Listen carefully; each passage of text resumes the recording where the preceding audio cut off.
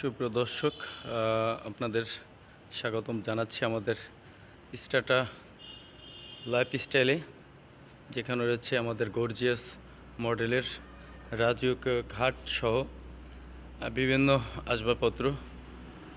এছাড়া আমাদের স্টাটা লাইফস্টাইলে রয়েছে ইলেকট্রিক সামগ্রী, বিভিন্ন লাইট সুইচ, বাসার জন্য যাবতীয় যে ইলেকট্রিক সামগ্রী আছে সেটাও এখানে পাওয়া যাচ্ছে।